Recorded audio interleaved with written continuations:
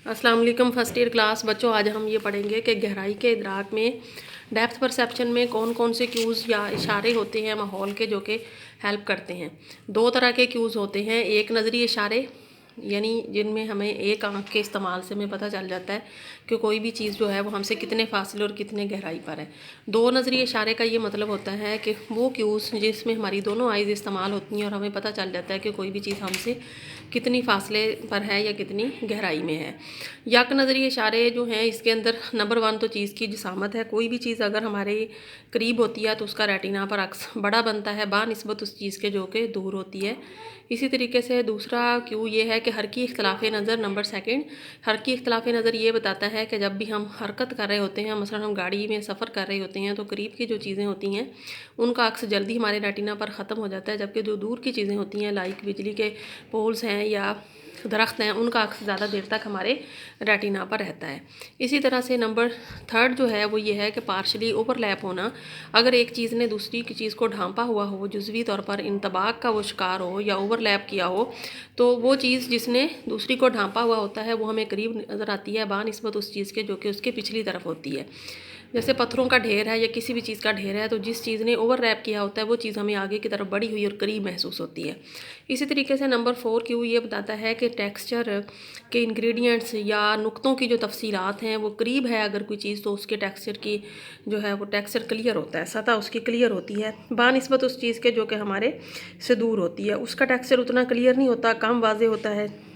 इसी तरीके से लाइनियर पर्सपेक्टिव ये बताता है कि पैरेलल अगर दो खतूत हैं, जैसे जैसे वो दूर होते जाते हैं वो सिमटते हुए महसूस होते हैं, इसी तरह मतवाजी खतूत का मिलान और दूरी फासले का हमें क्यू देता है। एटमॉस्फेरिक पर्सपेक्टिव या फ़ज़ाई तनाज़र भी एक बड़ा अहम क्यू है। अगर फ़ज़ा धुंधली हो तो फिर हमें चीज़ों के सही तरीके से फासले या गहराई का पता नहीं चलता। अगर फ़ज़ा क्लियर हो तो फिर हमें चीज़ों का फासले या गहराई का सही तरीके से अंदाज़ा हो जाता है। इसी तरह बच्चों, गहराई के इदराक में कुछ दो चश्मी इशारे भी हैं जिसमें हमारी दोनों आइज़ का इस्तेमाल होता है।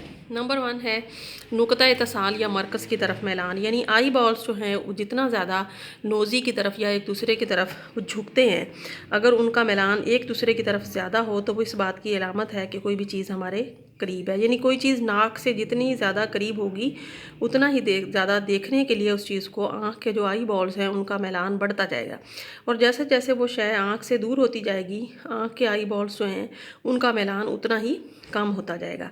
अगर किसी भी चीज़ का फासला आँख से 30 फीट या उससे ज़्यादा हो जाए तो फिर निगाह जो है वो पैरेलल हो जाती है।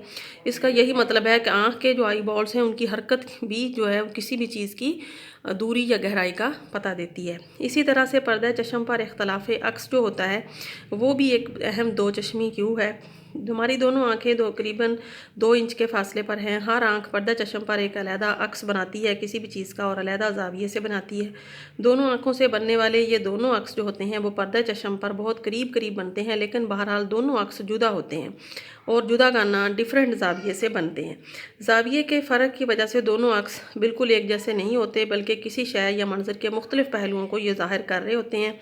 टेक्निकली इस फ़र्क को हम जो है वो रेटिनल डिस्पैरिटी या इख्तलाफी अक्स कहते हैं। लेकिन ये दोनों अक्स जो हैं ये ब्रेन में जाकर एक जगह पर मरकूस होते हैं, मरबूत हो जाते हैं।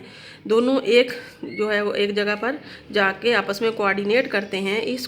इसी वजह से हमें किसी भी चीज़ का थर्ड डायमेंशनल जो है वो इदराक होता है। थर्ड डायमेंशनल इदराक या सह पहलू इदराक का मतलब ये है कि हमें किसी भी चीज़ की आम तौर पर 2 डायमेंशंस का पता चलता है, लंबाई और चौड़ाई का इदराक हासिल होता है। लेकिन जब दोनों तरफ से आने वाली आँखों की तरफ से आने वाली इंफॉर्मेशन एक जगह है ऑप्टिक क्याज़्मा ब्रेन में, वहाँ पर जाकर आपस में मिक्स होती है या आपस में कोऑर्डिनेट होती है, तो फिर किसी भी चीज़ का थर्ड डायमेंशनल परसेप्शन हमें हासिल होता है कि किसी भी चीज़ का हमसे फासला या गहराई कितनी है।